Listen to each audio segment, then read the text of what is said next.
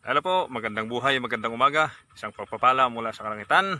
Sa araw na ito ay aking pagpapatanim po dito sa aking bukirin. So, samahan niyo mo ako mga kasulibay sa pagkakataong ito upang mapagbastan natin itong aking final na pagpapatanim dito sa aking bukirin. So, halina po kayo mga kasulibay.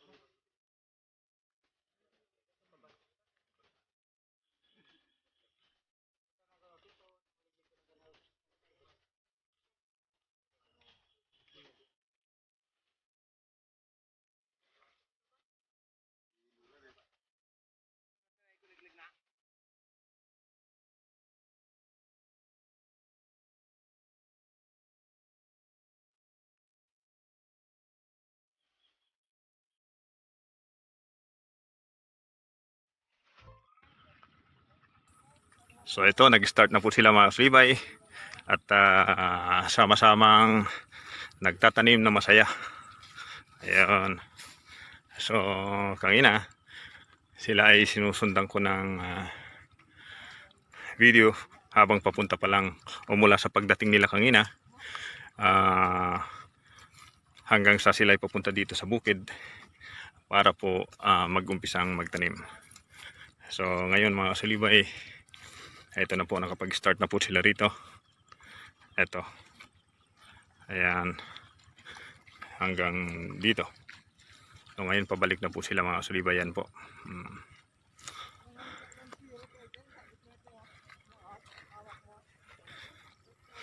So ito, may sprayer na po na nakahanda. Itong manual backpack na sprayer. At may dala ng gamot. Ayun, pangontra sa ito po ay pangontra sa damo, yung pamatay damo, yung machete po. Ayan, at yung isa po ay itong circle na kung saan siya pong papatay dito sa mga mapamuksang golden kohol. Sapagkat mapamuksa mga kasulibay, aking nasabi, sapagkat yung bagong tanim po na punla o bagong tanim na palay ay kanila po itong kinakain sapagkat mura pa lang po. So mamaya po pagkatapos na mataniman ito ay susundan naman po ito ng aking katiwalang si Cardo upang kanyang maisprihan itong natamnan na. Kahapon po ay inaplayan niya ito ng bayonet. Sinabugan niya po ng bayonet na granule upang siyang makapamuksa rin doon sa mga kuhol. Sapagkat mapanganib po talaga itong mga golden kuhol na ito.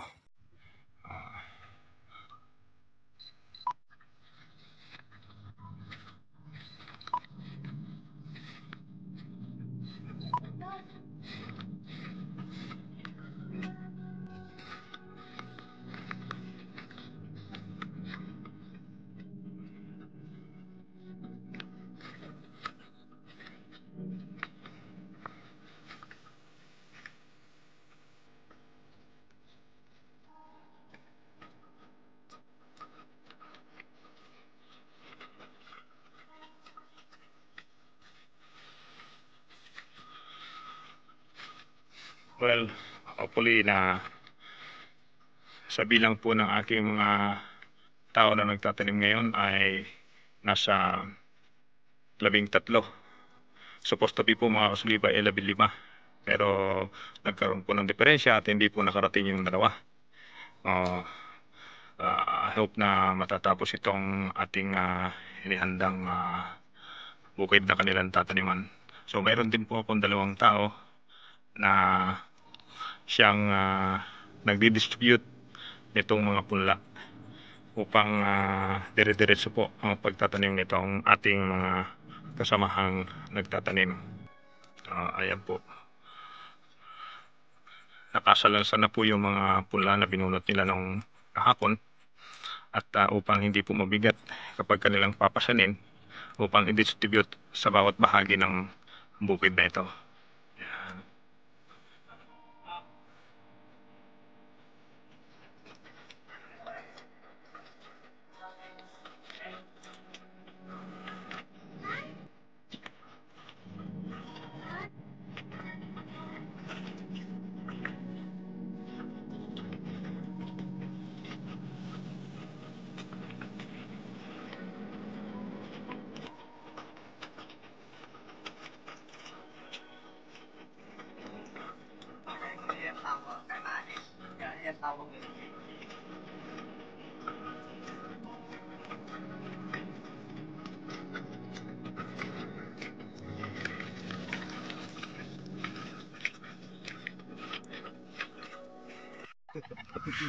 Aros kaldo.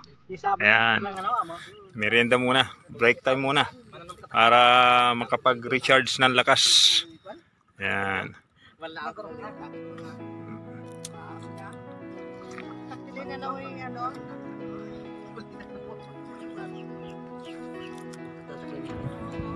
Parating pa lang yung iba. Itinuloy yung kanilang linya.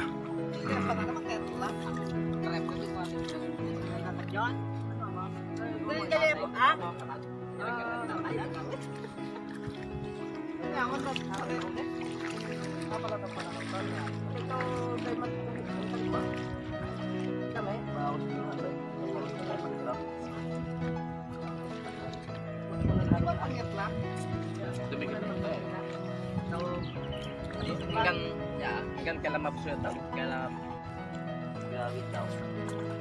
Bawa mo na balbal kay para. Parang wala din. Grabe din. Kuha pa, ulit, marami pa Yan. Marami pa, hindi maubos.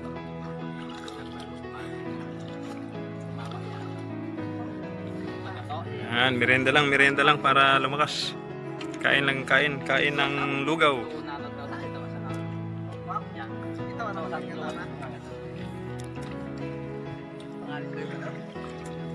Adi no, malay pa na.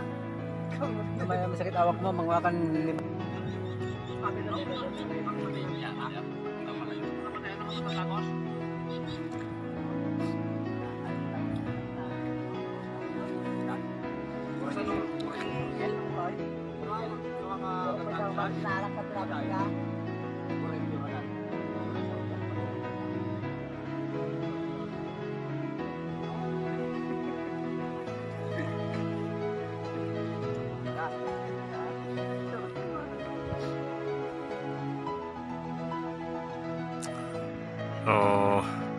Tingin ko tapos na silang merienda at lulusong na muli at tutuloy yung pagtatanim.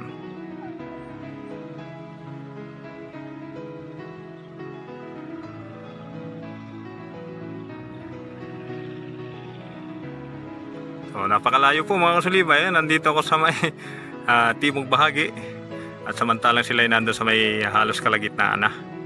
Sa ngayon ay ganap ng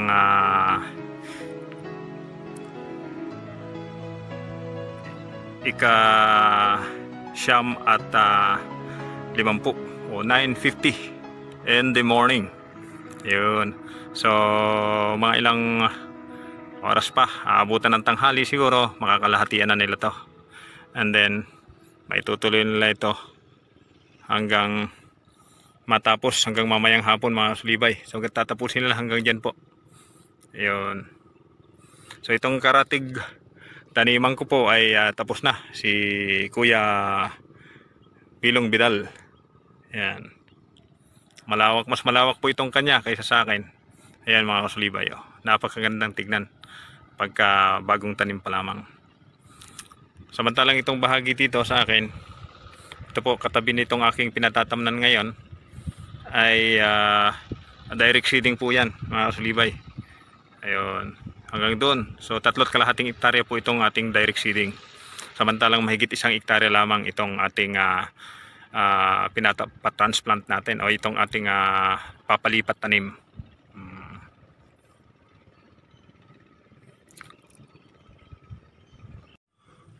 Well mga kasulibay, almost completed na po mga kasulibay. Ayun. Ito, nandito na, kunti na lang. Nandun na sila oh. At sa ngayon ay kanina pa po nag-a-apply ng Shorkel panlaban para doon sa mga golden kohol at mixing with machete na siyang pupuksa naman doon sa damo o siyang ating herbicide. Yan po, mula doon kanina ay inisprayan yan ni Cardo. Kailangan po upang hindi po sumibol yung mga damo, at the same time ay tuluyang mapuksa yung mga snail or golden kohol na siyang sumisira dito sa bagong tanim na palay. Kapag mura po ang punla katulad nito bagong tanim pa lamang ay gustong gusto po ito ng golden kohol. Kanila po itong kinakater o pinuputol at nasisira po yung ating pananim. So isa pa po mga kasulibay, ito ay dapat talagang alisan ng tubig. Huwag po muna patutubigan pagkatapos nitong transplanting upang hindi po mababad yung ating tanim, at the same time ay mag-ugat po siya. At yung pong purpose nun na hindi natin ganong patutubigan o hindi natin siya patutubigan ay upang hindi po gapangan ng golden kohol. Yun, kapag maraming tubig po, nandun nabubuhay yung golden kohol. So pag maraming tubig at nandun ang golden kohol, yung po mag-uumpisa nilang sisirain o kakainin itong tanim nating palay. So lalapitan natin mga kasulibay yung ating mga tao upang tingnan yung natitira pang bahagi na kanilang tataniman. So mga 2 pitak na lang po yata, 2 malaking pitak.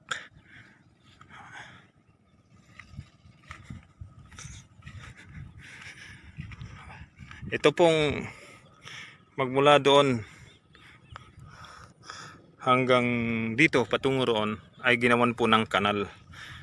Last year po ay pinalagyan ko ito, pero temporary lamang upang testingin kung talagang mapapadaan nating maigi yung ating tubig dito upang ma-dispose o gawing exit ng tubig pag babawasin natin ng tubig. So naging effective po, kaya ito ipinagawa ko na po talaga upang madali tayong magpakati ng tubig itong ating palayan. Ayun. So eto na po, malapit na, 1 malaking pitak na lamang po pala ang natitira.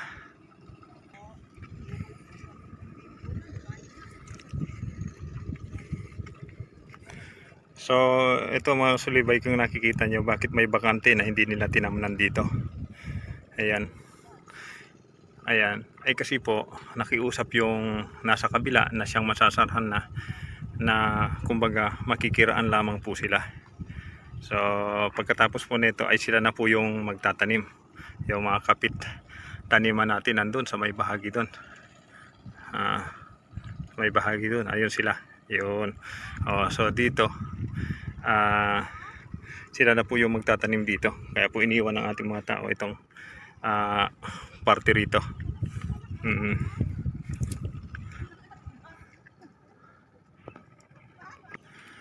So mga kasulibay, ito na lang po yung natitira. Ayan. So sa ngayon ay ganap ng alas 3:32 ng hapon. At saglit na oras na lamang ay matatapos na po itong ating pinataniman na mahigit 1 hektarya. Ito na po sila mga kasulibay, yung aking mga masisipag na tao na siyang nagtatanim. So mula kanginang umaga andun sila galing. At awa ng Diyos mabilis din nilang natapos.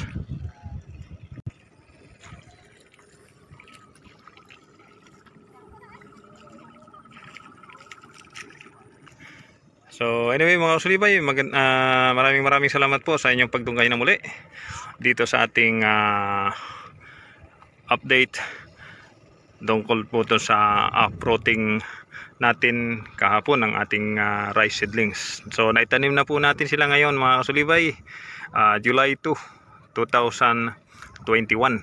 So isang matagumpay na pagtatanim at nakisama po yung panahon at napakaganda. Kanina umulan po ng bahagya. Ayun, medyo kunti lang ang kulimlim pero maaliwalas pa rin po mga kasulibay ang kalangitan. So ayan, hanggang sa may kanluran. Ayan.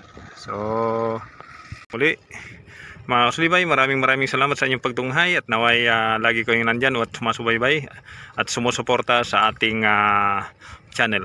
Thank you so much and God bless po sa ating lahat. Mabuhay!